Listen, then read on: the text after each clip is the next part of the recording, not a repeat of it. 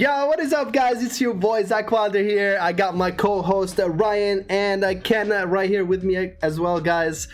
Today's podcast, guys, a WyldCast, as I say, is gonna be talking about different games, not just Farlight 84, but the main thing will be about Farlight, the current situation, the 1-year anniversary that is coming up, and you know, some of the server issues and ping issues that have been plaguing, also the audio. We're gonna be discussing everything about Farlight, but also we're gonna talk about Warzone Mobile that's coming out, bloodstrike, and the strategy behind bloodstrike dropping on the same day as Warzone Mobile.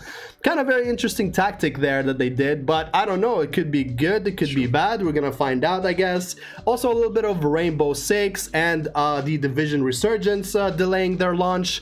There's so many things to tackle in the mobile scene. So yeah, let's get right into it, guys. Are you guys excited? Let's go. I am. Let's Thanks for having us back, Zach. Yeah, you're welcome, guys. You're welcome. Yeah, so we're gonna start with Farlight. I just want to say off the bat, I'm not sure what they did with the matchmaking servers or the matchmaking system in general, but holy, did me and Ken yesterday go through it. We got literally absolutely dominated from start to finish. I mean, we did hold our own, but know what you guys feel. Yeah, I didn't even know what to expect, especially on Lampton, like we were just trying different maps. I mean, I never played Lampton, but we were rotating. Yeah, but Ken is like, let's play Lampton. I'm like, okay, let's try Lampton. And holy, bro, we did not leave that one spot for like at least 30 minutes, bro. It was like one squad after the other, and it was all real. It was all real. There wasn't a single bot. I was like, damn. City Plaza, right? City Plaza, exactly. City Plaza. That was some next level drop right there. City Plaza, actually like that's like the carnival of Lampton, right? Yeah, like pretty much the main. Like right in the middle of the map. It was kind of insane because we just dropped, and then Zach goes, "The whole lobby's on us." And sure enough, like we probably stayed there for what, like 7 minutes. I feel like in City, just team after team after team, and it was just like full on sweat. Like, I mean, talk about chaos. It was pure chaos, but so fun. And yeah, we were switching maps yesterday. We were playing some Sunder. We tried Sunset. And we were talking about it, like the older maps are starting to get like a revamp. You're starting to see more players play the older maps again. It's almost like, you know, we were checking out Sunder. It's a lot of fun. It's a new map. But you know, the heart. So what is it? Home is where the heart is, and Lampton and Sunset have been getting a lot of love. It was sweaty. Probably Lampton was the sweatiest one out of all on Friday. Very surprising, to be honest. I really like what they did with the matchmaking in some ways, but it did affect the ping issues. I think most of the issues that we're getting is because of the matchmaking. I think they prioritized real players over dedicated servers. I mean, from what they told me is that the dedicated servers for each country and region are still there. Is that it's just that they prioritize real players. Like if you are queuing from another region and the same squad is queuing from a different region, they're gonna queue you together because it's real players. They're not gonna prioritize bots. I think that's the issue. If they can find a middle ground between that, I think it will be in a good spot. Because right now the ping issue is like what's kind of driving some players away. Like my video comments are like, oh, please tell them about the ping issue. I can't play anymore. Like it's literally all ping. I feel like Farlight does one step right and then 2 steps wrong. Like they can't just take a break. I don't know what's going on, or are they rushing things? Maybe they just need us to be, you know, part of the development team. Maybe we can help in some sort of way, because provide some feedback. Provide some legit feedback, because right now, like I honestly feel bad for them, and I want this game to succeed, but if it's like one problem after the other, then it's like we're not really going anywhere, because we're advancing in one area but we're falling up behind in another. But yeah, that's my 2 cents. So what do you guys think? I definitely think you're onto something when it comes to matchmaking. Honestly, I'm a big fan of it, and you know, it seems I think I can kind of speak for all of us here that I think we're a fan of the matchmaking changes they made. It's definitely added a new challenge to the game. You feel more players in there, that lobbies are more competitive. But you know, you hit the nail on the head perfectly. The changes are heading in the right direction, but there was an unintended consequence. More players in the lobby with higher skill, but they've introduced the ping issue because ping is not prioritized in the matchmaking. So I think if they can find a good middle ground there And you know, there has to be a way to do that because other games deal with the same thing. Fortnite, Apex Legends, these are other games that have found a way to balance the challenge of matchmaking and ping issues. And like you said, you know, some of our friends have immediately noticed the ping problem. Like I've been fortunate. I mean, I live in northeastern United States, and my ping's been tolerable. I've noticed it higher than I'm used to in some lobbies, 120, 130. But I have a friend of mine who I played mobile games with for years. You know him, Zyro, and I played Farlight with him even before global launch, and now it's almost unplayable. He's dealt with north of 400 to 500 MS. And that was something that was completely unheard of for him. I mean, he went from being able to play with me anytime to like, hey, I can't even help you in the game. It's becoming playable for him, and I really do feel bad. Yeah. What about you, Ken? Have you faced any ping issues since the update? Yeah, and you know, we do a lot of viewer games, as you know. So when we play with viewers, they let me know right away, this is unplayable for me. Similar to Ryan, I'm North America, so you know, we don't really deal too much with any ping issues when we play like amongst each other. But when we start seeing like our UK friends join the games, it's constantly being mentioned in chat or like, hey, I'm sorry, I'm here but not here. I don't really account for this. And not only us, I feel like the other content creators have really been struggling with the ping, especially those, you know, content creators from overseas. So it's gonna be a challenging, you know, rough part of the game right now until they can figure out a better way of doing this thing. You know, the queue times are taking longer sometimes just because we are, you know, trying to play, like it's setting us up so we can play with other players, but you know, less servers. So with that being said, it just sometimes takes really long to queue into certain games. So it can be a frustrating thing. I hope they fix it or figure out, you know, a way of minimizing all these queue times and all these ping issues, because right now it's definitely one of the biggest things that's hurting. Yeah, no, definitely 100%. Yeah. Yeah, let's see what they do with the next update. I mean, they did release a patch recently. They nerfed some guns, which was very questionable. The MF18 and the Mad Rat. Yeah, so just if you're Farlight, if you're listening to this, I just want you to know that those two guns, like literally every player, if they found it on the ground, they'd rather use their fists. This is from the beginning of time. Like, this is not now, this is not new. So you're nerfing something that is already nerfed.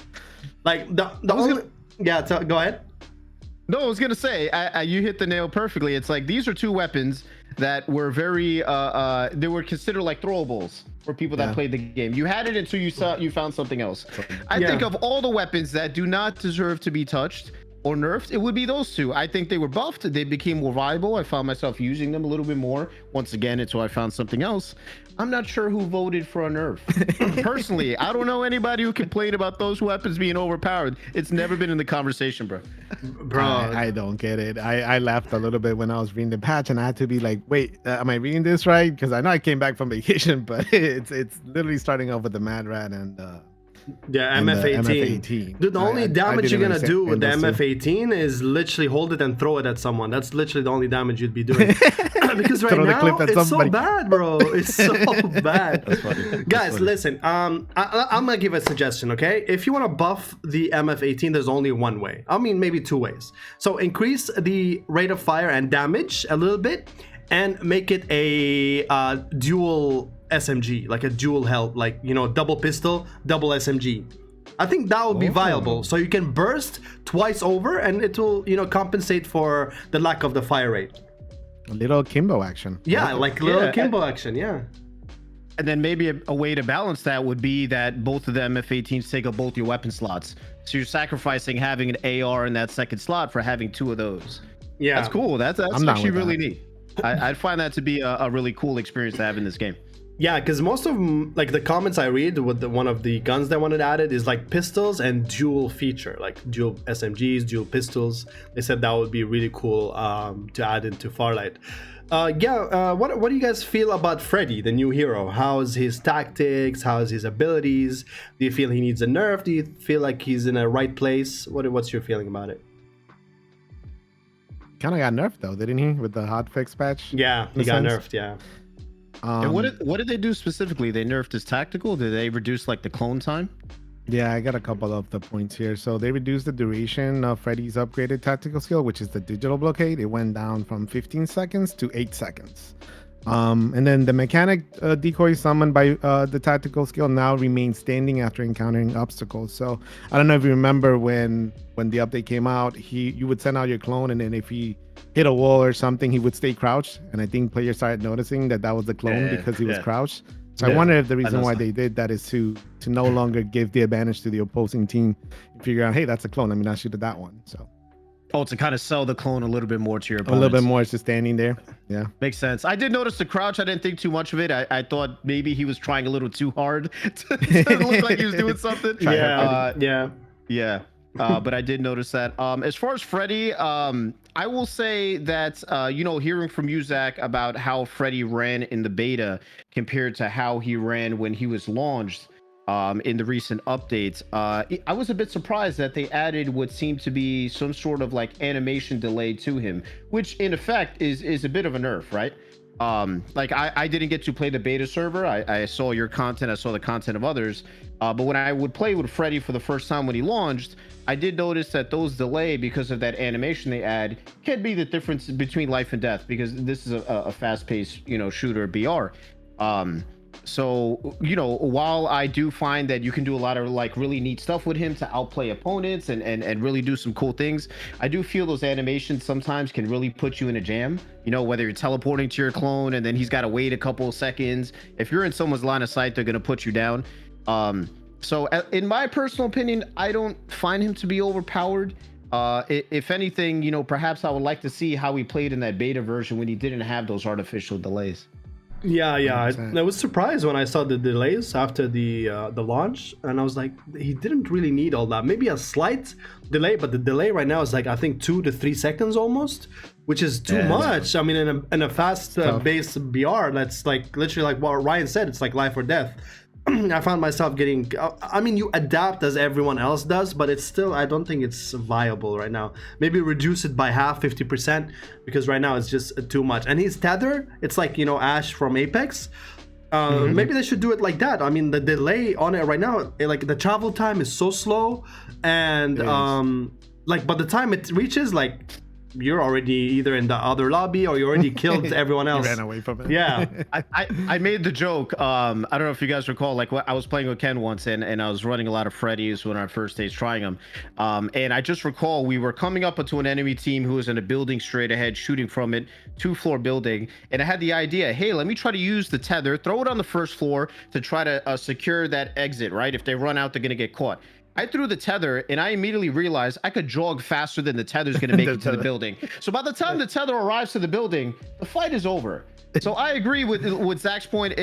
Exactly. It's like if you want to use the template of other characters, let's say from Apex Legends, Mirage, Ash, they don't have these artificial delays on either the tether or the use of the clone. It's fast paced or instantaneous, Yeah. Yeah, honestly, you have to change your mindset on Freddie too, because like initially when I first saw him, I didn't get to the playtest either because I don't have Android and PC. Yeah, but when I did, take a look at him and I saw the gameplay from you, I was like, oh my god, just the plays that you can do with this character are gonna be insane, off the wall. Be able to teleport to the clone, take on this fight right away. But with that animation being so lengthy, you limit and you have to change and adapt. You have to use the clone more of in a defensive way than just an aggressive matter when you're pushing with that character. So kind of like leveling it to the point where like you do the damage, you go into the fight yourself, and then let's hold that clone here just in case I got to teleport and I'm in trouble, kind of situation. So yeah, it definitely changed the mindset of what I thought Freddie was gonna look like. But I think Freddie's fun. Yeah, no, Freddie is actually fun. I mean, like, I really didn't think they would nerf him because of all the other abilities coming into play soon. I think they're gonna level up the field. They're gonna level out the field. I think 3 or 4 heroes, hopefully in the next update, are getting all new tactical abilities. That's awesome. I'm gonna be guessing Momoi because Momoi really needs it. Momoi dropped her pick rate was low, but it wasn't bad. But now it's like 0. Like no one plays Momoi at all. Like even when they select her by accident, they get really mad. Like, oh fuck, we're dead. Yeah. It's over. No. Like shit. Yeah. I mean, you know, the difficulty lobbies overall have gone up, and with that, now teams are forced to even think a little bit more about the composition of the team and what each hero brings. Yeah. As somebody who used to main Momoi prior to the 2.0 version patch, I was highly disappointed to hear that her passive was removed, because to be honest, that was the biggest thing she brought to the team. One of the best passives. Yeah, and honestly, why I also picked her when I would do solo duos or solo squads, because I could heal faster than my opponent and keep me in the fight longer. But with that passive completely gone, it removed the biggest thing that as a support person that she brought to the team. You know, Ceana still has her healing abilities and the stuff she brings, but Momoi and Ceana almost worked in tandem like a team, right? I used to call them the pharmacy, because Ceana brought what she brought, Momo brought what she brought, and the survivability of the team overall went up. But now Momo's not bringing anything like that except for that shield totem she has, but nothing in the healing department. Yeah, don't get me started with Ceana, please, bro. No, don't even. Ceana right now, Ceana is kind of in a way meta for a team right now. Like me and Ken and also Ryan, we went through this before. We would like literally knock like 3 out of 4 and also knock the 4th, and then we would turn around and the whole team is up again, and we're like, dude, what is going on? I can't get a break, bro. If you don't finish at downed opponents and they have a Ceana in the team, it's pretty much over for you. Like just know that, you just have to finish every time. But I'm gonna just like close this on this note when it comes to Farlight 84's recent update. I think they did a really good job. I think they're going in the right direction, but unfortunately, like I said in the meeting, that there is no perfect picture in a perfect world that we live in right now. If it's plagued by ping issues, audio, the overall picture gets ruined and no one can play it, no matter how much content you put in the game, no matter how much effort and how beautiful the game looks. If your audio, your ping, and the technical abilities within the system does not operate to the standards, then it's literally unplayable. I think as we stand right now, and it's very unfortunate and it breaks my heart, but I think we lost over 60% of the player base, like of Farlight 84. If you go to the Steam charts, it's so bad, bro. It's so bad. Like they need to, like those patch notes and the hot fixes need to be literally every 2-3 days. If these big problems occur, you guys need to fix them quickly. We can't be like this, bro. Like today I was watching the tournament. They have these tournaments every week on their channel, bro. They have almost 150,000 subscribers, I think, and there's only 30 people watching. 30. We talked about the live streams that happen, right? On YouTube, TikTok, the live streams, like the tournaments. 30 people, bro.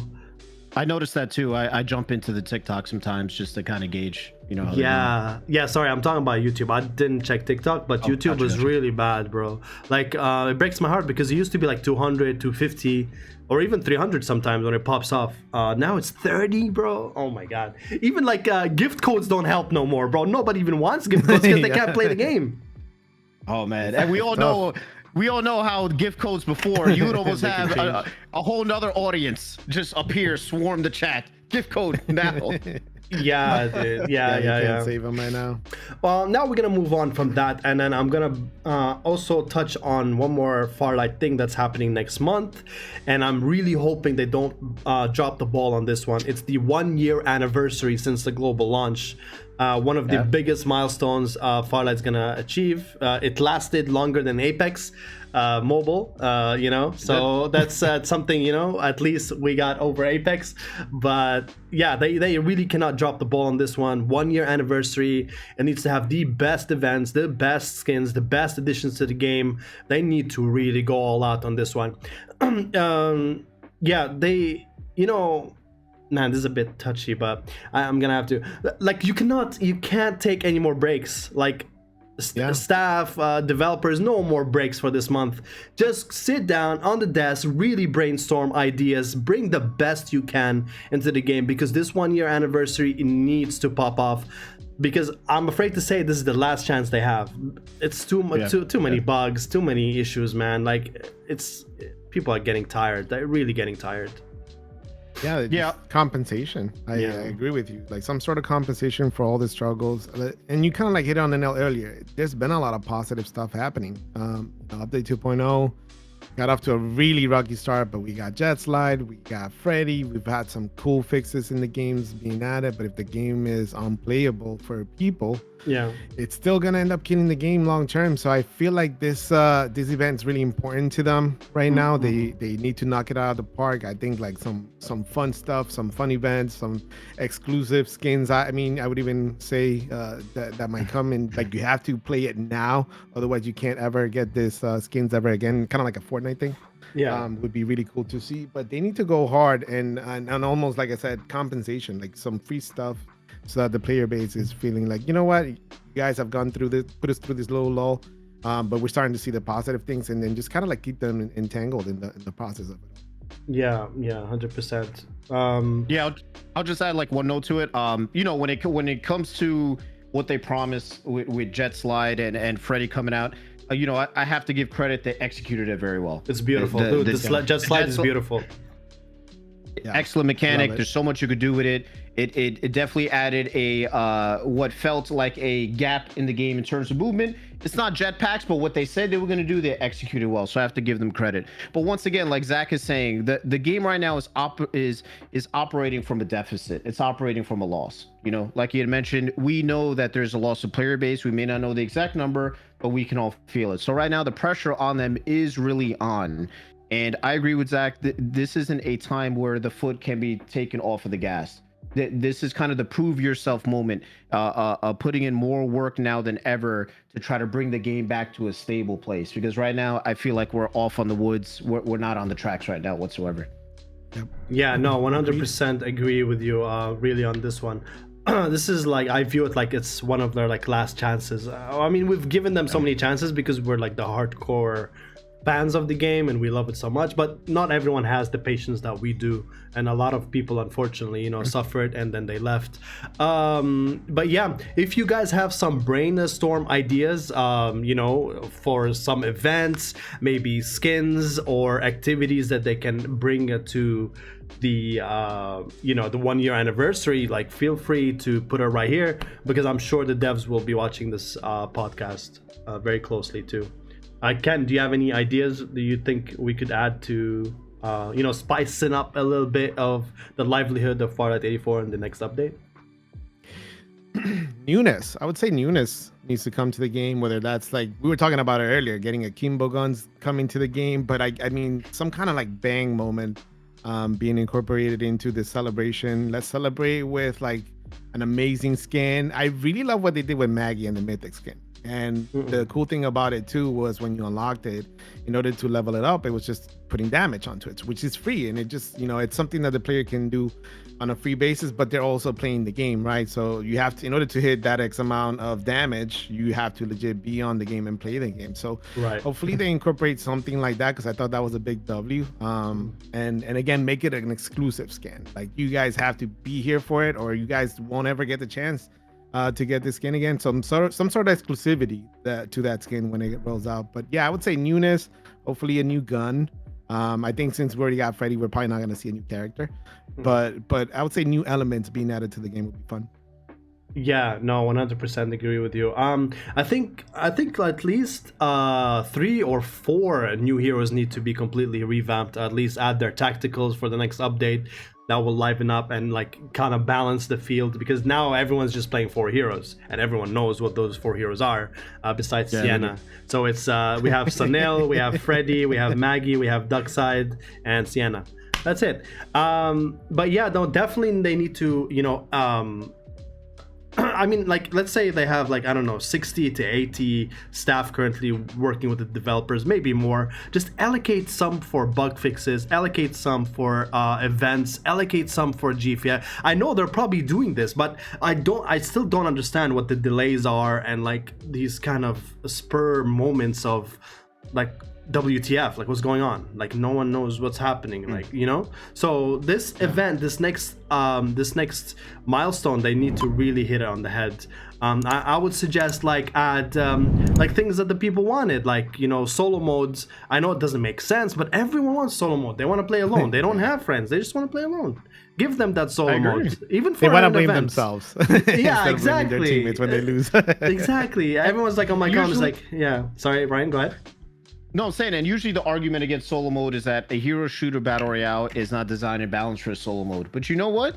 The players that are playing it all the time understand that. Yeah. And if they're willing to accept that the game is going to be quote unquote broken or unbalanced in a way doing solo mode, and they still want it, just let them have it.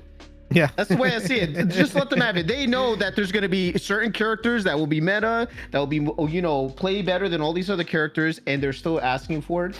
Just give it to them. It's one of those things like, why fight it? They understand what the consequences are. They accept it. Just give it to them. Yeah, exactly. Just give it to them. Even if it's for 1 or 2 seasons, just let them try it out.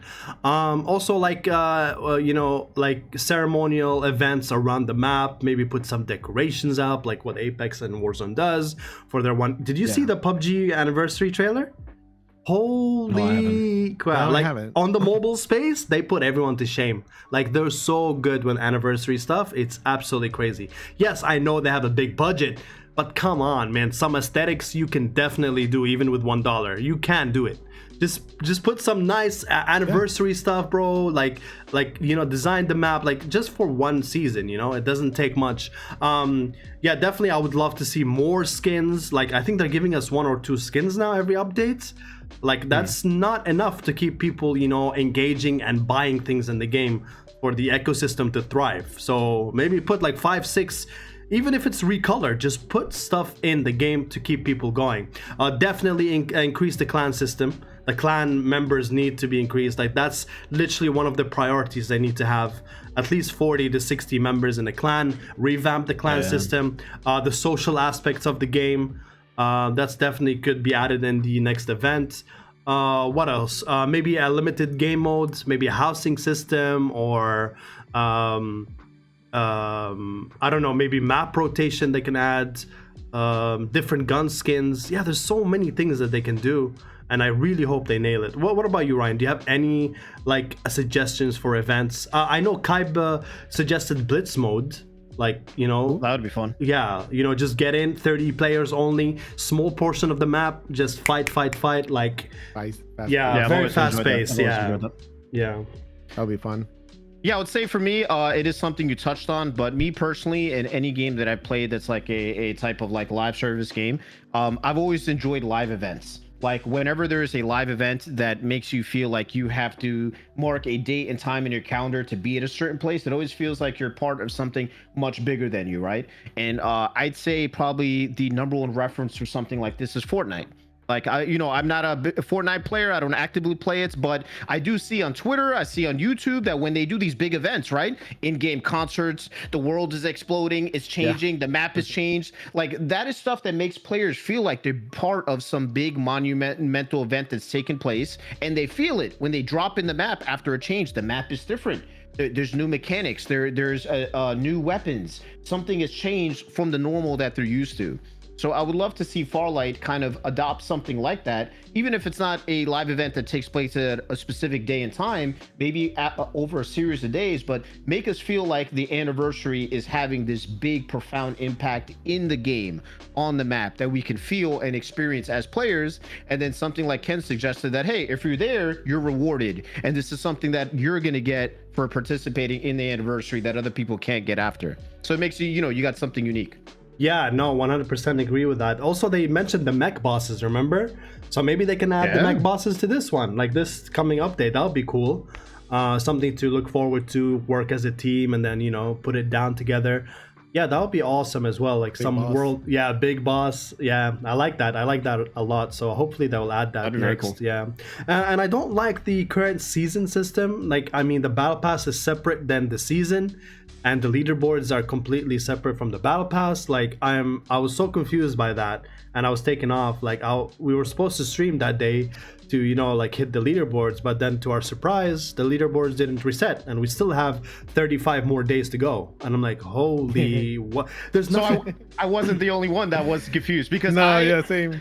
I went to Zach's stream because, like I said before, his stream's the first one on my day in my, Farlight 84 circle community.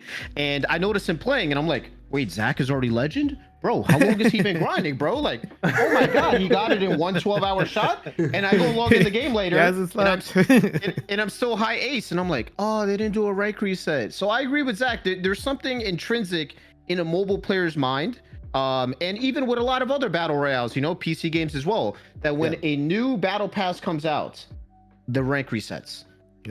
That tie is almost like naturally tied together. So when you log in the game and the rank has to reset, it's like one half of what you expected is not there. So I was a bit bummed out as well. I kind of look forward to the rush of the rank grind and you know, fighting with everybody to climb up the ranks again, but it wasn't there this time around. Yeah, no, 100%. I think they need to revert it or like find a balance to that, because the timing is very important. And now we find ourselves doing absolutely nothing. Like there's nothing to do in the game. Like it's a ghost town. Like okay, I'm gonna go play BR. I'm barely ranking up because I'm already the highest rank. And I'm already a legend. Yeah, like what am I really just for? Okay, it's fun, it's challenging, but I'm still getting lag spikes and all this other stuff. Yeah, so they need to really fix that and come to a middle ground for that for sure. Also, the introduction of bundles would be nice, don't you guys think? Yeah. Yeah, that would be fun. Like straight up buy the skin, straight up, like no lucky draw. There's no need to, you know, no gacha. Like there is a bundle for Sunil, for example. He gets a skin, he gets a weapon skin. It's all the same theme, same banner. You just one-time purchase, one amount, and it's done. I mean, all of the games, most of the games have it, and I think Farlight would find that very, very nice. Don't you guys think? 100%. I think like newer players could catch up too, because I mean I'm fairly new too. It's only been 3.5 months of me playing the game, and I see all these beautiful skins that I know it's gonna take me some time to get to at one point or another. But like somebody that's willing to pay and just, you know, get some more diamonds in their pocket. Like how many games do that? Like you mentioned it, even Rainbow Six Siege and games like that come to mind, where a full season skin you can be bought in a bundle. So you know, whether it's the previous season or the season before that, you still have access to it by buying it with diamonds. So I think that would be cool. Yeah. Like personally, I'm always of the philosophy when it comes to these games that if there are players coming into it that want to spend their hard-earned money, you should give them every reason to do so. So I remember Zach, when you know we participated in the meeting with the developers recently, that was something that I actually got in terms of feedback from my community, that they actually want to see more options put in the game, more bundles, more lucky draws, more ability to spend diamonds and spend money. Because I'll be quite frank, once a new battle pass drops, it's very easy to get everything immediately because there's not much offered. You know, maybe one lucky draw, one other thing that's put in the game that you can spend money in. Then you have the battle pass. But besides that, what you can spend on is used up very quick. Unlike other games that, you know, Zach, you log into like PUBG Mobile, New States, Fortnite. I mean, there is so much that you could spend on. It almost feels overwhelming. COD Mobile, like there's never stuff for you not to spend money on. Oh my god! But Farlight doesn't have that. Farlight doesn't have many options. That's the thing they need to focus on, is options. That's the key word. Give the players option in terms of bundles, in terms of lucky draws, the battle pass, even the settings in the game. Like people have been asking for a quick switch weapon, you know, button, but they're saying, you know, why should we add the quick switch? It's easier to. I'm like, give them an option. Who cares? The players want it. Yeah. Just put it in the setting. You can enable it, disable, enable from the settings. It's up to them. If they want it, they have it. Many things can apply to that. You can literally shove everything in the settings under a hide or unhide button. It's very easy. But just give the player the option. Exactly. A lot of players are saying for this anniversary, or like in total, like in general, they should do collaborations, anime, Marvel, DC, anything really to liven up the game. Yeah. You want to give the players more reasons to give your game money, because at the end of the day, every game is a business. Yep. And it's like, if you're giving people more reasons to spend on it, that is going to add to the success and growth of your business. So I do think Farlight has always really lacked in that department. There's not much to buy in the game, you know? Yeah. No, I don't understand it personally. It caters too much to the free-to-side kind of thing, especially for a mobile game, which, you know, the player base is not going to complain about it. But, you know, we just said it, it's just providing options for those that do want to spend, you know, keep the game alive. Why not? That's if anything, that's going to benefit the game in the long run. So and personally, I've always enjoyed the skins that they made in this game. I think overall, nice skins they look great. They look great. I'd say a good 4 out of 5 skins that they drop, whether it's character or weapons, the cosmetics look good. Vehicle as well, all that stuff. So I'm honestly surprised that they're a little more on the conservative side with giving us options to get more for our characters in the game. Yeah, no, 100%. I agree with that. But yeah, I'm sure, and I'm hoping that they get really brainstorming when it comes to all these activities, bundles, and events. Hopefully, they really nail it on the head in the next update, because let's face it, there's a lot of games coming in, and that's what we're gonna get into next time. I mean, in the next section. But they need to really go all in for this one, otherwise they're gonna be finding themselves in murky waters. But yeah, that's we're gonna end the Farlight section right here, and then we're gonna move to something that's been really going all crazy on Twitter and social media, which is the launch date of Warzone Mobile. That is coming up in 5 days, 6 days from now, which is absolutely crazy. Soon. Should be Thursday the 21st. Yeah, the 21st. Yes, yeah, right around the corner. Yeah, dude. Yeah, so that's got everyone excited, and everyone amped for Warzone Mobile. It's not everyone's cup of tea, but right now the mobile scene is very dry. There isn't really anything to hold on to, and Warzone Mobile is like that bright shining light, that the little hope that they have that things are gonna get revived again. So everyone is aching to play. They're waiting and anticipating something great. And I gotta give it to the Warzone devs. They're really working really hard. Patch notes every day, hot fixes literally every single day before the global launch. They're going crazy. I think they had like hot fixes 3 days in a row already, like fixing the minor things, like the small adjustments, and the game is looking really nice. I haven't had the pleasure of playing it recently, but I have a friend of mine, Kaib. Like, we chill and stream, and he shows me some some new features that they added, and all the smoothness of the game, and it's looking pretty good, to be honest. I'm definitely gonna try it out. What about you guys? Yeah, I know probably Ryan's gonna try it some more than I am. I might say this. I think it's gonna attract even more of the actual Call of Duty audience into it. That's the biggest thing. It's such a big name, right? It's such a big product that even I remember when COD Mobile came out, I tried it. It killed my battery on my phone when I tried it for the first time. Yeah. But just because I've been, for forever a Call of Duty player, I played every single game that came out for Call of Duty. I figured, let me try this because, it's Call of Duty on the go. And who doesn't want to play a little Call of Duty when they're, we're at the doctor's appointment or whatever, just waiting for their appointment. So I gave it a shot. I feel like the product itself, it's the name. It's so big. Like, it doesn't matter to the player base. Like, they could throw, I hate to say this, a really crappy product out initially, over time elaborate on it and make it great, right, or fun for the player base, but the community's still gonna try it. So I think it's gonna be very successful. Yeah, Call of Duty franchise is a very big one, and I think everything they do is kind of gonna pop off regardless of it. And they also have the backing of COD M. That's also pushing them from their side. What about you, Ryan? What do you think of Call of Duty so far, like Warzone Mobile? Yeah, so Warzone for me, it's funny. I got to give you a little bit of backstory in terms of before I get into what are my thoughts about it and playing it going forward. I have definitely started to play it more recently. I've had friends kind of push me to try it, to get back into it. The reason why I had some hesitation or some reservations about it is because when I first started my streaming career, over 2.5 years ago, I started with the Warzone 1. So I'm very familiar with the maps that are in Warzone Mobile, which is Verdansk and Rebirth, because that is all I played for the better part of that time. So it's kind of like revisiting my origins in a way, going back to where I originally started. So there's a lot of people in which this experience would be completely fresh for them. For me, it doesn't feel that way because I've kind of been there, done that. Not to say it in a negative way. But on the other end, it's hard to not admit what the juggernaut that Warzone Mobile is going to be.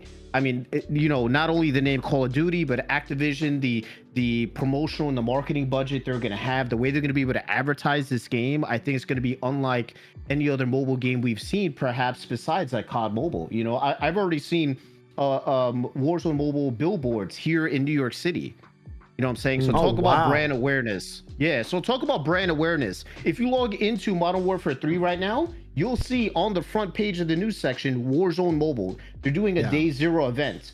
So you can see how they can leverage all of their other mediums to pull players from, to get them to try Warzone Mobile.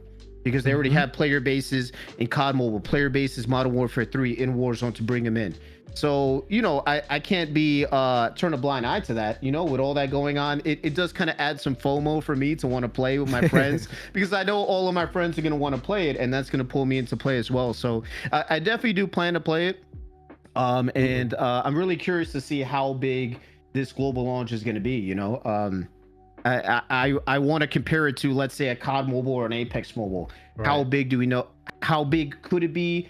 And is it going to hit the mark? You know, are they going to have a successful global launch, or are we going to have more optimization and server issues? We won't know until day one. Right. Yeah. No, I agree with you 100% on that one. To be honest, I wasn't always very keen on Warzone Mobile because I've played it for so many years. I've had so much content on it. I've seen it all on YouTube. As a content creator, for me, it's a little bit off-putting because everything has been covered on YouTube when it comes to content creation. I feel the same way. Like I would go in and play. There's no problem. It's nice. It's like something that's handheld. Like I can go anywhere and play it. That's really cool with friends. But as content creation, I want to see how challenging that's gonna be, because you know you got swag and you got like other people who already did all the loadouts. They've already covered all the guns before the nerfs, after the nerfs. Like there's so much content on Warzone itself. Like the first one, it's actually crazy. Just if you go on ahead and type on YouTube, you're gonna see literally everything covered. Yes, I understand some people in the comments are like, yeah, but it's the mobile version. Yeah, but the loadouts are still the same. I got like literally Ferg and IMO and people searching on YouTube on stream what's the best loadout, like from people who already like are playing, you know, like for years. So they're still getting loadouts from the past videos. So that's why it's going to be a little bit challenging for content creators, I think, in my opinion. But let's see, I could be proven wrong. Maybe things will be good and it'll be different. But yeah, it's nice that they did the cross progression so you can keep your guns and your skins and all that, which is really awesome. That you don't see a lot of games doing that, which I think is definitely a plus side to the game. But yeah, and another news in the same breath, Bloodstrike also announced their global launch the same day. Hey, mind you guys, it was literally supposed to come out like 2 weeks after. But when Warzone announced that they're releasing on the 21st, Bloodstrike is like, oh, interesting. Okay, we're also releasing on the 21st. How about that? Catch me outside. And then I was like, there's no way they did it. I was one of the first to notice, so I posted on Twitter. I'm like, did they just change their date? And everyone's like, no shot, they did it. And then you know, after like looking at Discord, yeah, they did, bro. That's the release date. Same time too, by the way. So they're gonna be releasing the same time, same dates. You know, I think I know what they're doing, because Warzone Mobile has a very high threshold when it comes to specs and what you need to play the game. It's a very heavy game. I think they're targeting the people with low-end devices and mid-end devices. So if Warzone Mobile flops that category and people like get in and they can't play the game as easy and as smooth, then the alternative option will always be Bloodstrike. And you know that the numbers always play a big role. And of course, the highest number is the people with low-end to mid-end devices. Yeah, just kind of hit it in the nail.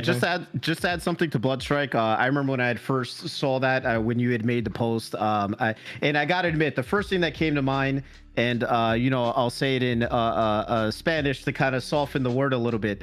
I was like, these guys got big cojones, man. Like, really do. Because it's I almost equate it to how like people operate in the entertainment industry, right? Like you go and you make a movie, and you also survey the field. What are the movies that are coming out that weekend? And I've used this example before on stream. It's like if I know the Avengers is dropping on this weekend, I may decide to drop a couple weekends after or a couple weekends before. Why? Because I can have a great movie, but it's competition. What else is going on that given day? Am I going to purposely take on a advertising juggernaut, a household name like Call of Duty. So I was highly surprised that Bloodstrike decided to do that. I do completely agree with Zach as far as what the game can offer to the mid, low, and low-end device users. A lot of people say the optimization is great. I haven't had the chance to play the game, and I do want to try it.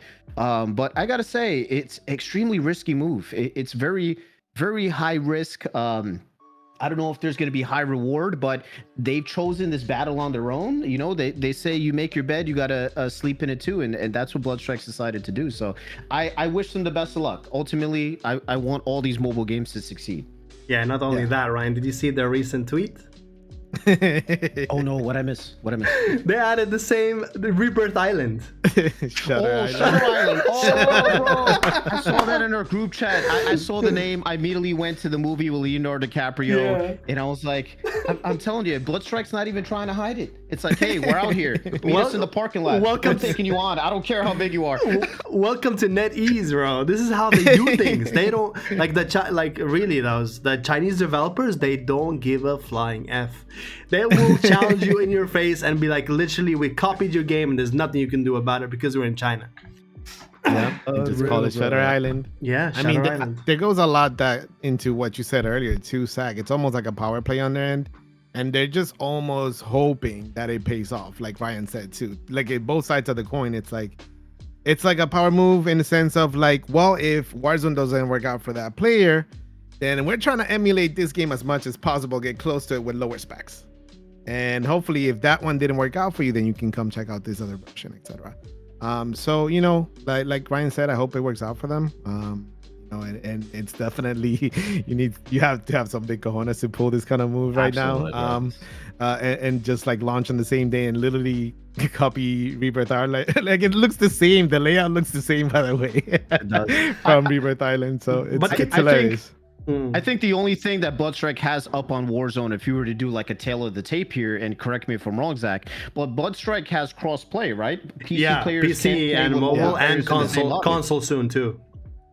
So look at that. I do have to give props. In that category, they were able to execute that, and that's something that Bloodstrike has, something that Farlight has, that Warzone Mobile does not have. So. Yeah, no, 100%. Also, Bloodstrike skins are beautiful. But I mean, one thing about NetEase, since I worked with them before, their skins are absolutely like mind-blowing. They have some of the best bundles, the best skins in the game. So that's gonna definitely give them an edge. Warzone is no joke as well. Their skins are. I'm just sad I didn't get the Spawn Battle Pass. I'm literally gutted. I really wanted to get the Spawn Battle Pass, but I think it's a little too late. But we'll see what we can do about it. Hopefully, in the future they'll bring it back.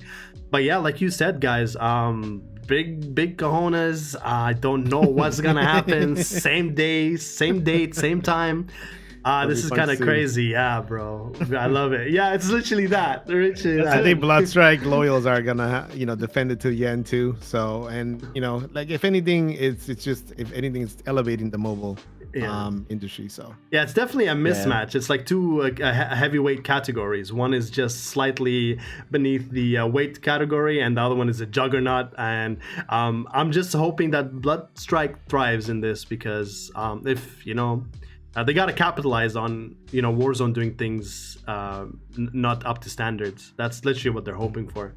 But yeah, that's the situation we have with Bloodstrike and Warzone. I'm definitely gonna be trying both. Same. Yeah, I think I'm gonna be streaming. I was hoping for the timing to be a little bit different, so I can stream both at the same day. But let's see how that goes because I want to cover both games for sure. Right, because it's got crossplay too. Yeah, because it's got PC and we should all try. Yeah, dude, and it has keybinds now. They added the keybinds and they work really well. But yeah, that's about it for that. And now I want to also move on for a game that Ryan loves very much. I don't have a lot of experience with it, so maybe Ryan can shed some light on a Rainbow Mobile. They had so many launch announcements and then soft launch, so I'm a little confused on the date on when are they launching. I know I heard a little bit on Twitter that they postponed some things or they cut back on updates to work on the essentials within the game, like bug issues, audio issues and all that, just to refine it before maybe the soft launch or global launch. But yet we still don't have a release date. What do you think, Ryan? What's at play here for Rainbow Six Mobile? Yeah, for me, Rainbow Six Mobile is definitely a game I've kept a close eye on, and even for me personally as a content creator, I've started to focus on a lot more lately. But you know, many of us saw that tweet that came out recently, and it's one that definitely brought down kind of the spirits of the community a little bit. So if you currently look at the Apple App Store, it says coming soon, expected September 2024. Me personally, I haven't come across a kind of announcement, you know, word for word from Rainbow Six officially that says this is exactly when it's launching.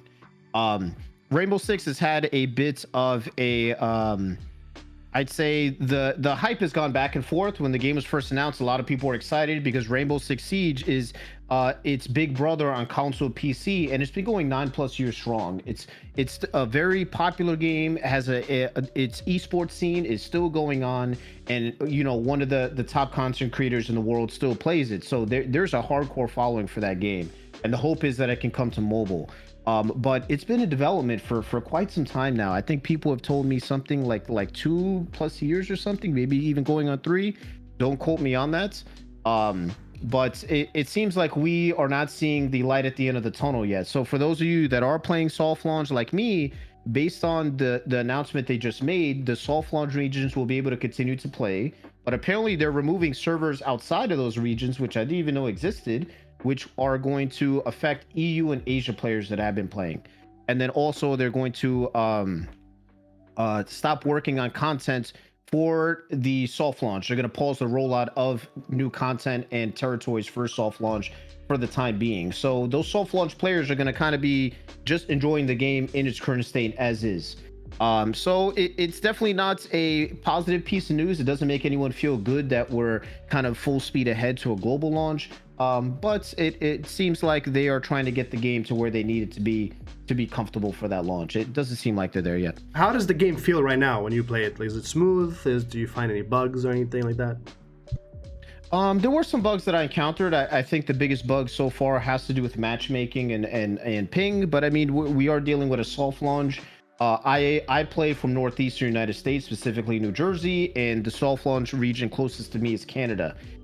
So there are some times when I'm in game where there's rubber banding, everybody in the match literally freezes in place, the server catches up, and you just went back to what you were doing 5 seconds ago.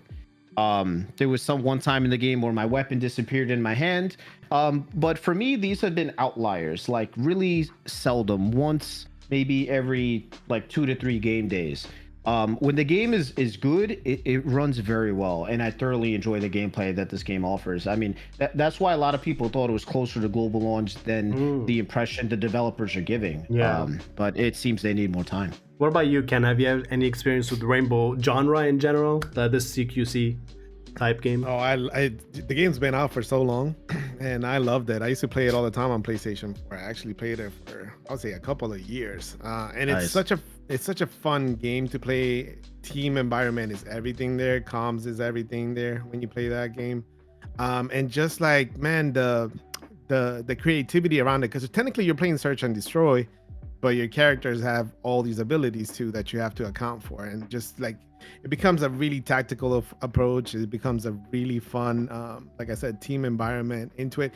The esports scenes in Rainbow Six Siege has been thriving for so long too. Like it's still to this day, you know, getting a lot of views. If you check out in Twitch when events are happening, it's still one of the most viewed events. So I loved it. I thought it was really fun. I was telling Ryan that I was watching him. I was like, damn, he's gonna make me get back into Rainbow Six Siege and try the mobile version. It's fun. It's fun. Because it's just such a fun game, but even better when you play it in team setting.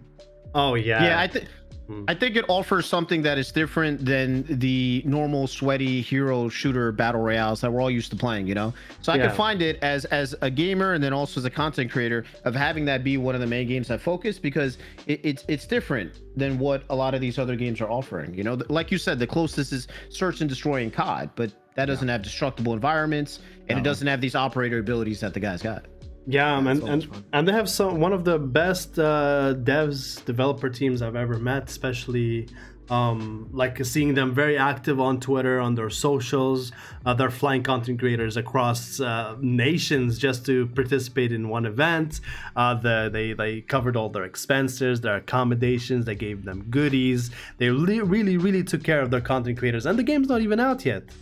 So that's like so reassuring for me. That's one of the main things as a content creator. Before I dive into a game, I want to make sure that the content creator program is good, and they have like really good long-term benefits for creators who are really grinding the game, putting out content. Just every content creator wants to be rewarded for the work he does, and if you can find that within the system that you are developing a game, and find allocate some time for the creators who really want to see the game thrive, then that's definitely a plus. Absolutely. I don't have a lot of experience with Rainbow Siege. I played here and there on the PS, but I didn't really get into it. As you guys know, I like more fast-paced BR. Just go on the and shoot. Just go all out. Thinking too much drives me crazy, and I think like Rainbow Six, sometimes you really need to sweat and you need to be patient, and you have to really think your next step. You gotta trap this door, you gotta use the comms for the left door, you gotta use the surveillance car, and I'm like, oh my god, there's so much. I have 2 videos on Rainbow Siege, and they both did very well on my channel, so I'm definitely gonna revisit that game, hopefully with you guys. You guys can teach me the ropes, and we can definitely get into it. But I think that's what I've always enjoyed about Siege. Like when you watch it being played at the highest levels, I mean, not only does the player skill come into play, but it's almost like watching a game of chess. You know what I'm saying? There is a mental game that happens in Rainbow Six Siege at the highest levels. Yeah, and it's really cool to see how players navigate that, in addition to aiming and using the abilities. So I've always appreciated and respected it. Even I never personally played Siege, so when I play Rainbow Six Mobile, and I did that on purpose, I'm approaching it as a new player, learning everything from scratch. But I've always respected Siege from afar. I've always respected it. Yeah, no, 100%. It's such a beautiful game to actually watch. It's really nice for content, actually. When I was watching your stream, Ryan, I found myself I'm like, oh, what is he gonna do next? What is he gonna do? What is he gonna tell his team? Is like there's so much happening at the same time, and I'm like so nervous. And I'm like, oh wow, yeah, definitely something I would love to get into. But yeah, no, props to them. They're doing everything right. They're patient. They're taking their time, making sure that the game is polished completely before global launch. And all kudos to them. And yeah, let's hope for it to thrive and be one of the best games in the scene. Hopefully when it does come out. Another game as well, Resurgence. We grinded a bit of that game recently, but they shocked us all recently with changing the release date, because I mean, me and Ryan, we grinded that game on mobile for a long time, and it felt so good. It felt like it could be launched right now. Like there's nothing else you can add to the game. Everything is perfect. It's polished. What are your thoughts, Ryan, on the delay on the global release? Yeah, this is something that another game, once again, that's on my radar. And the common denominator between this game and also Rainbow Six is they're both from Ubisoft. So I'm starting to get the impression that Ubisoft is really playing cautious when it comes to mobile releases. Sometimes to content creators like me and you, Zach, almost a little bit overcautious, right? Where we think, based on our experience, that the games are in a good state, but apparently it's not up to standards that we have not been fully told yet by Ubisoft. I had a great time playing it. Honestly, I'm a big Division fan. I played Division 1, put tons of hours into Division 2, and I think they did a great job of bringing the experience that I felt on PC and console right over to mobile. The cinematics, the missions, it made me feel like I was right back in Division 1 all over again.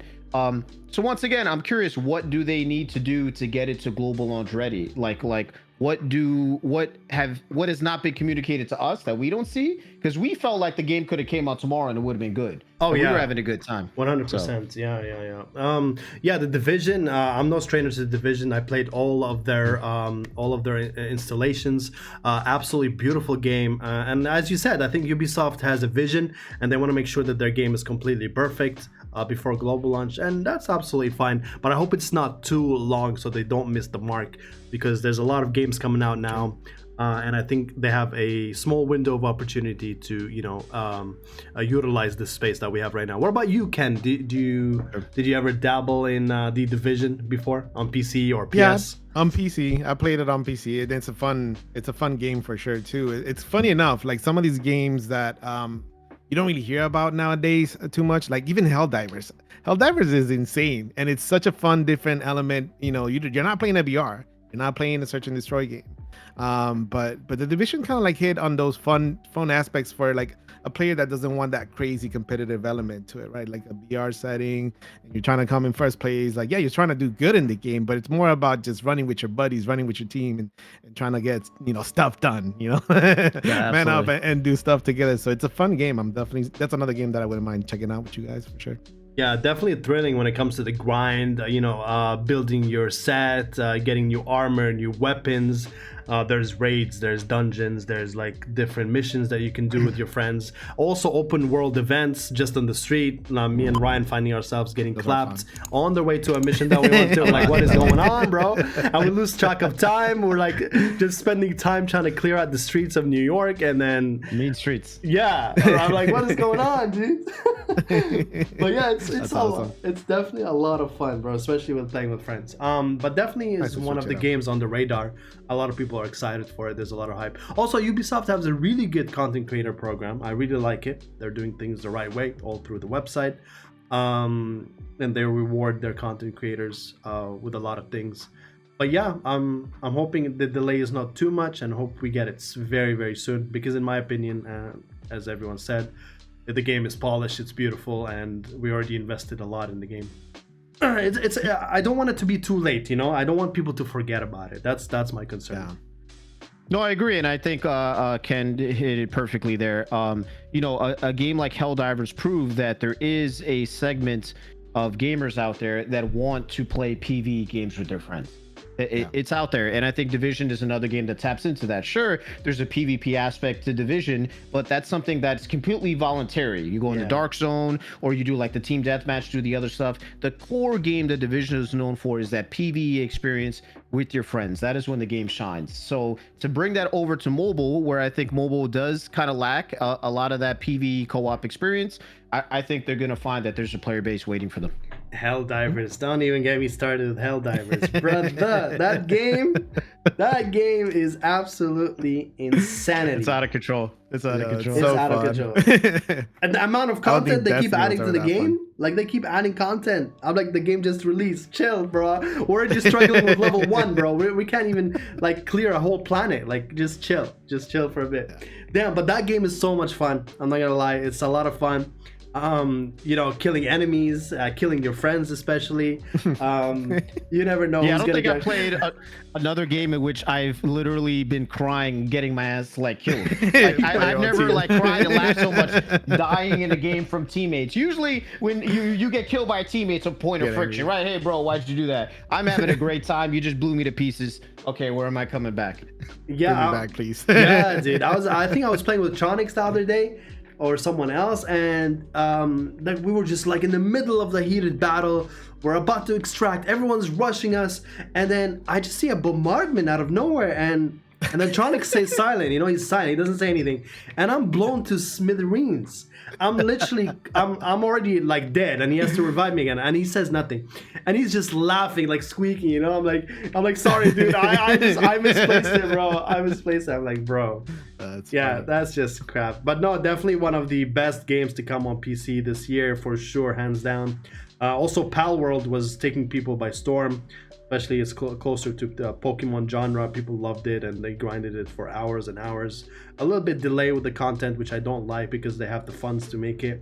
But it is what it is. We had fun with Palworld. Everyone's just waiting for the next installation of content. Hopefully they, add some more. You guys didn't experience Palworld so far, right? I haven't, but honestly, like what you've told me, I've kind of been vicariously living through you. And did you see the recent tweet by Palworld? Where literally, I believe it's the CEO of the company said that the game has actually received more profits than the company can deal with or expect. It's just the project has been wildly successful by their standards. They made it for X amount of money, and apparently how much they made has been multitudes more than that. So I'm curious to see if they're going to make the decision to really expand that company and support content for now this massive new player base they didn't expect, or if they're just going to keep on chugging along at the current level. Honestly, it's the first time I've ever heard of a game company say we got too much money. Usually Yeah, who said that? Yeah, you know, usually it's like there's too never much a problem. demand. Yeah, usually there's too much demand. There's too many people, but never there's too much cash. I never heard that problem before. They're suffering from success in every definition. Yeah, no, same here. Same here. Honestly, there's one thing I didn't like after he added those comments is that he said, we're not looking to expand our team or add more members to the staff. Why not? Like, why not? You have the funds to do it. I mean, it's a passion project. That's what they started with, a passion project. But also now it's beyond that. Like, they got people hooked. People are loving it. They're supporting the game. So why not add more, members to the team? Like, expand the team, do more events, add more content faster. Patch out hot fixes. It just economically, it will just work out for the benefit of the game in the long run, anyways. So that's the one thing that kind of rubbed me the wrong way. I'm like, you have the funds, so add more staff, add more people to the team. There's nothing wrong with that. Yeah, kind of surprised to hear that, right? It kind of works. Hear of like a company doing that. Yeah, it kind of works against how businesses typically work. It's like you release a product, you're getting a reaction when it launches, and if the reaction is big, you scale to deal with the demand. So now you can keep up and make even more money. I've never heard of a company, at least in my experience, where they're just like, no, this is bigger than we thought, and we're not going to adapt to it. We want to stay where we are and just make it as we are. So, I mean, I was surprised to hear that. And, the game sounds great. I've seen Zach play it, and it looks like a ton of fun. I hope that they do deliver more for their players, Oh, 100%. What about you, Ken? Did you have any experience with that game? No, just watch people play it. Found it interesting, to be honest, just because, and I know it got a lot of backlash, because it was pretty much Pokemon, but not Pokemon. But it seems like it was a lot of fun. A lot of people really tried it on release, and I feel like it's still getting views. So, the player base is enjoying it, and to the sentiment of what Ryan's saying, who says that they're satisfied as a company? If anything, make the game bigger than what it already is. So, yeah, I'm not sure why they would hold back on building more upon the success that they're already getting. So. Yeah, 100%. But I wish the best for them. I spoke to Becky, the community manager, a few times, and apparently they do have a vision that they're going forward with. So I guess we're gonna trust in the process and see what unfolds soon. Yeah. Oh, do you guys have any experience in the MMO genre? Did you guys play any MMO RPG games like World of Warcraft, Guild Wars, even RuneScape, dating back in the day, like this Elder Scrolls, exactly. Fables, yeah. Maple I dabbled Story. a little bit in the past on it. Yep. Yeah. Well, what about you guys? Did you guys play it? Ken, did you? Yeah, no, and RPG is big for me. Funny enough, I think Ryan was in my stream when I was playing Final Fantasy VII the other day, because Final Fantasy VII is coming out. I have so much FOMO with that game because I used to have a PS5. I gave it to my older brother because his was dying out, and I can't play the new one on PC. So I'm watching people and I'm getting the shakes. I can't play. Yeah, it was the first game I got when PlayStation 1 came out. So it hits home. And then after Final Fantasy VII, I think I tried all of the other ones to follow. I tried Elder Scrolls. I tried Fables. So MMO as a whole can take over your life if you really dive into them, because they're just so time consuming. That's the biggest thing, and one of the biggest reasons why I don't necessarily play them anymore.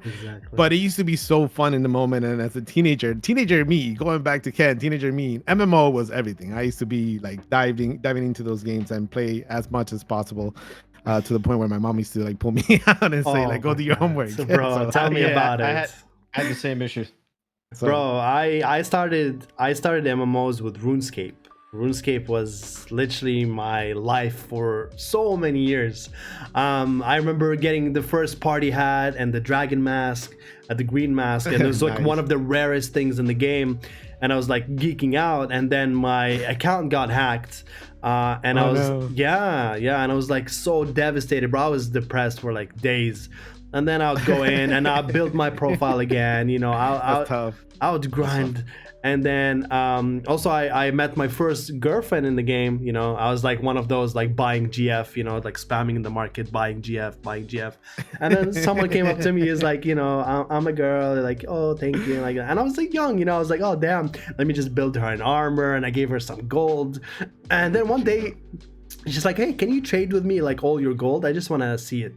I'm like, okay. I mean, she's been sweet so far. I'm like, okay. No, you guys came for your gold. Listen. Apparently, he was never a freaking girl, bro. It was a fucking like a dude. Yeah, it was a guy, dude. It was always a guy, and I fell for it. I was one of those, bro. And I hit accept, and the minute I hit accept on like transfer, bro, she like literally logged out. Like the minute the transfer went in, and my heart sunk. Oh. I'm like this all over again. All around I me feel for you. Familiar faces, worn out faces. Yo, people preying on love out there. That is insane. Bro.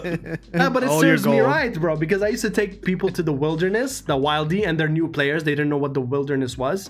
And it's where you can PvP. So I would take them there and they would have like a new set of armor and they're happy. And I'd slaughter them in the wilderness and take all their armor. So I think it's karma kind of, you know, turning its way back. but it was fun. Hilarious. But it was good times, bro. The universe always gets theirs, man. Yeah, bro. Every single time without fail, you know? But yeah, RuneScape and MapleStory were definitely my introduction to MMO genre, and I loved it and I grinded for so long. And then I moved to World of Warcraft. Like everyone else did. I played that one too. Yeah, for years also to come. Actually, you know, surprisingly, I knew a couple that were like much older than me back in the day, but they used to work a full-time shift, and then their bonding time is literally, and they have a baby, they have a kid, and they would come home, they take care of the kid, and then they would sit down on the table in the middle of the lounge, and both of them would just grind World of Warcraft for like 2 to 3 hours before bedtime. That was their life for like the 5 years that I knew them. And I thought it was so wholesome because MMO brought people together, it brought relationships together. So it's definitely a beautiful genre, and I love it so much, and I wish I had more time to cover more games. So yeah, speaking of more games, there's another game coming to the mobile which have made some headline news. It's called Tarisland. I don't know if you've heard about it. They had some weird allegations and accusations because they stated before going global that they were a not pay to win MMO, and the first of its kind on mobile, non-pay to win. And to their surprise, people who tested the beta, the first thing they see is a pay to win element in the game, but they tried to hide it behind a cosmetic paywall. So when they got exposed for it, they completely changed their motto on Twitter, and they completely like taken the context of pay to win from the text that they put there, and they removed it. And people screenshotted it, and it went crazy. Even Asmongold reacted to it, and it was like a big scene. And one of my friends, Spade, also reacted to it. He was one of the first instigators about the situation because he brought it to light. And then Asmongold reacted to his video, and it was absolutely crazy. But they took the game off for a while, and they're having a closed beta in China soon. But apparently they got so much backlash, they lost so much money in the process, that they're like kind of fixing things now and making things better to the scene. And it's it's supposed to be launching hopefully in May. That's the what people are looking forward to. But yeah, it's funny to see how some companies will be absolutely weird with it when it comes to marketing strategies and like how to embezzle their fans, which I think is very shameful to do, and I really don't like it when that happens, especially when it's in the mobile genre. It's the genre that we cover. We barely have any games, and for you to do that and put a bad stain into the community, I think that's kind of messed up. Yeah, and I think mobile already has a bit of a bad rap overall for being a game segment that already deals with a lot of lucky draws, a lot of areas in which a lot of money is spent, right? usually for skins, cosmetics, there are games that are known for you having to spend literally hundreds of dollars to get through and get a mythic, get certain types of skins. And mobile has a bad rap for that, because usually on its PC or console counterparts, it is much cheaper to get something of equivalent value, or a bundle, or so on and so forth. Lucky draws are not something that's known for in PC and console. So I can definitely see, what you're talking about, Zach. Like, if the game's core premise and marketing angle was to be a free-to-play MMO concept, for that not to be the case would be extremely disparaging to the player base. It's when it comes to something like that, you don't want to mince words. Either you're free to play or you're not. You need to be crystal clear. You can't mislead people with that, especially in mobile, because we already deal with a lot of that. Yeah, microtransactions. Yep. Right. So. Yeah, especially the gacha system is very big on mobile. A lot of companies use that to, monetize their core system of payments, which I really don't like. I want them to step away from that, because it's such a predatory system, because they put the percentages so low that you really can't win anything, really. Like, no matter how much you spend. And then they put it at a cutoff. Like, if you spend like $500 or maybe $700 on one skin, you're guaranteed to get it. Like, what is that, bro? That's crazy. Yeah, and I mean, if you compare that to what you can get in PC or console, or even the fact that you can use those hundreds of dollars to go out there and buy a new latest gen console, it can be very disparaging. I'll be completely honest. Like, my experience with Apex Mobile, I spent hundreds and hundreds of dollars in that game to get skins for characters that I really loved, especially like Rhapsody. And it was the same thing. It was one of those like gotcha lucky draw systems with low percentages, to where at the end of the draw, I got everything else except for what I wanted. And by the time I got it, I spent a lot of money, almost to the point where I was a bit embarrassed to tell people. But it's like, that is how they get you, So I think when it comes to spending money, especially on mobile, you have to be completely transparent. There can't be no pulling the wool over the eyes or any type of shenanigans. Just be upfront. And if you are, and people enjoy your game and spend time there, they will spend the money. Yeah, that's always been my philosophy. 100%. I agree. What's the biggest purchase you've ever done in a game, guys? Like skin, or maybe like a battle pass or bundle? Which game and how much? How much did you called use Marble Strike Force, and the characters now, I don't know if they're still $50, but like they were like $50 upon release if you wanted to get them, and I think I spent like $100 just on this character. It was Gambit. It was Marble Strike Force. Like Gambit. So and I kept saying to my chat, because it was a game that I used to stream, I was like, if this character comes out in the game, I'm buying it. And I went all out. I think I spent like over $150 on that character. Damn. No shame on my game. What about you, Ryan? It was Apex Legends when I used to stream it before Apex Legends Mobile came out. So talk about the main game. And I think I spent probably high $300 to get heirloom shards. Oh, that's why I was just buying Apex packs, and I was opening the packs on stream. So it was like almost like a bit of a stream event. Yeah. But trust me, even I was feeling the gut punch when I was continuously buying packs, because in that game, if you get, I think, like 500 Apex packs opened, you're guaranteed an heirloom. Right? Oh. They may have changed it back from when I used to play. So I was getting closer and closer to that number, and eventually I got it. But by the time I got it, I spent more than $300 for what is literally a melee weapon, which is a cosmetic. It doesn't help you in the game. No additional damage, no effects, nothing special. I got it. It's not a pay-to-win game. But when you think about it, money spent and what you got, it was kind of one of those moments where I was like, what did I do? I got carried away there. Yeah, dude. Same here. It was for a Wraith heirloom. Oh my god. Yeah, no, same here. I used to play a game called Monster Legends. It's on mobile, okay?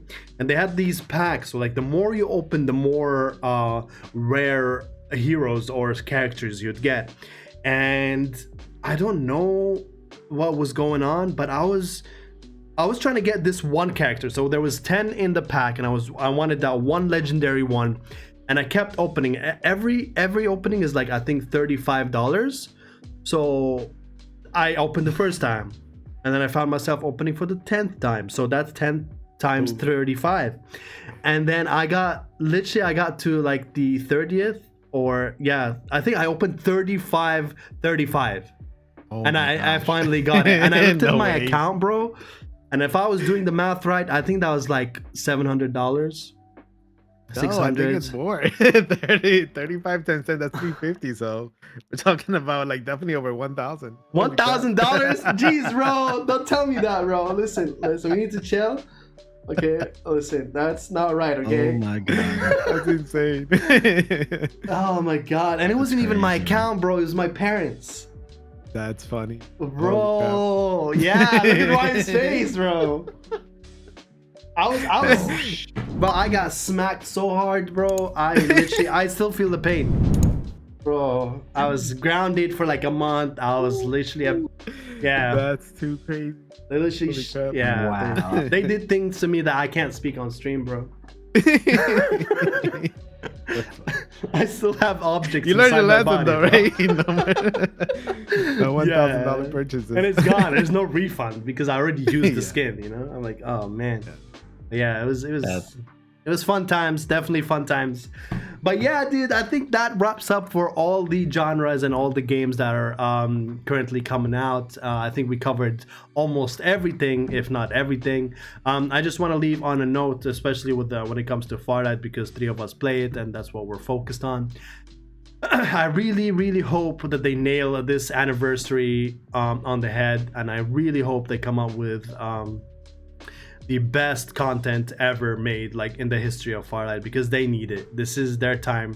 This is their only opportunity they have. By the time this update comes out, the 1-year anniversary, Warzone would be already out, bloodstrike would be already out. You know, so many games will be already out, so they need to really compete, and this is one of their ways to do so. So I really hope you know, they bring something special for us and to the whole community. What about you guys? Any notes you want to leave before we end it? Yeah, I'm with you on that. I feel like something big needs to happen. Cool thing is, though, despite the big low that happened, we're starting to see some things go in the right direction. And it's like, you did mention it. It's like, ooh, we get excited about that 1 step forward, 2 steps back kind of situation to it. And yeah, but hopefully, you know, our voices are being heard too more now. And they're starting to notice like some of the backlash that kind of like they brought on themselves. Needs to get rectified and listen to the people a little bit more here. The ping situation is a little bit overwhelming because we hear it in every single stream or in every single video that we drop. It's in the comment section, just like I can't play this game, and it's just unplayable and unbearable. So it doesn't matter all the cool things that they do or decide to bring to the game. It needs to be a game that's playable, and it needs to be a game that, you know, situations like this, like ping situations, if it's gonna be that unbearable and we're losing a lot of the player base, it doesn't matter what else they bring. It doesn't matter if we're getting the cool skins. It doesn't matter if we're getting the new guns in the game. If they can't play the game, you know, it's gonna be all for naught. So hopefully those are things that get fixed sooner rather than later. Like you mentioned, like they need to just have a little bit of sense of urgency with the bigger issues. 100% agree with you. I don't want to cut you off, but I think this is also the right time. If they want to do some promotion or marketing, I think this is the time. Because of the 1-year anniversary, they can go all out on promos, they can go all out on ads, and just make it like a special event that everyone will hear about, the whole world will hear about. Because I think this is the best opportunity for them. Between all these games that are coming out, they can push some ad marketing, you know, on Twitter, on Facebook, on Instagram, just go crazy. You know those little ads that we see everywhere and we would never click on? We're like, what is going on? Like it's fake news, you know? They can do that, but promote it properly. Put the real game into those ads and just promote it. Like even use us as content creators, you know, just to promote the game and put it as an ad. It's fine. I'll do it for free. I don't care, as long as you know they get a step in front of the competition. What about you, Ryan? What do you think they could do? You know, and is this their last chance, really?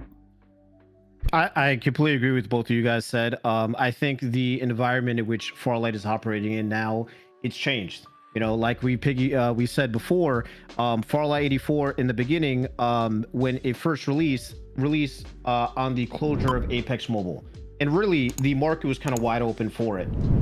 But now we're in 2024, Farlight 4 dealt with a loss of a player base, you know, a large number of players, and now Warzone Mobile is dropping. So now the pressure's on them. There is competition, AAA studio competition with huge marketing budgets, advertising, and they're spending.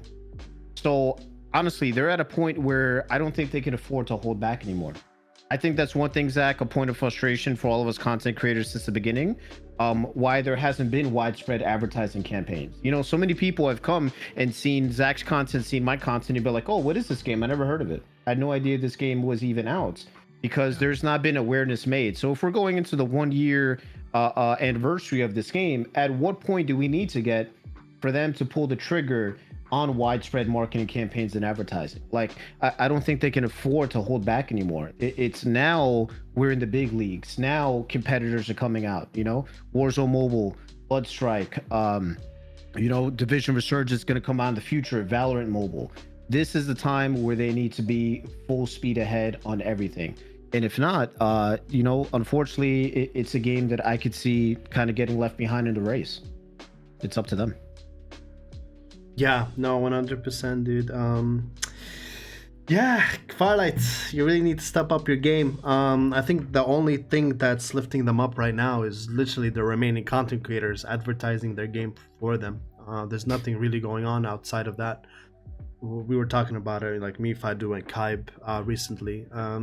It's frustrating, especially when there's literally nothing to do in the mid-season. Like 40 days and then another 40 days, like that's a lot with nothingness in between. I get it, maybe they wanted some time to, you know, work on some things, but damn, did they leave this season dry. Like, seriously, there's literally nothing to do besides like us getting together and playing and just having fun with the viewers.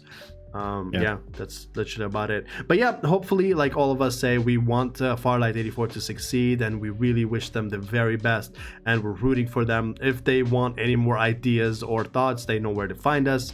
We're always here, you know, giving feedback whenever they want.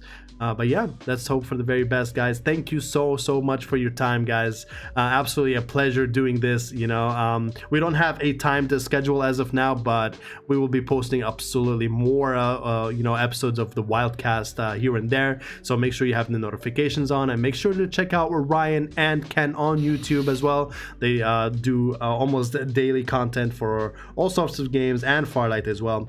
So yeah, make sure to check them out, guys. Thank you, guys. Any parting notes, you guys, from Ryan and Ken? No, I love you guys. I always have fun doing this. So, you know, till next time. Absolutely. Yeah, you know, doing this with you guys is like hanging out with the boys. I'm always open to talk shop.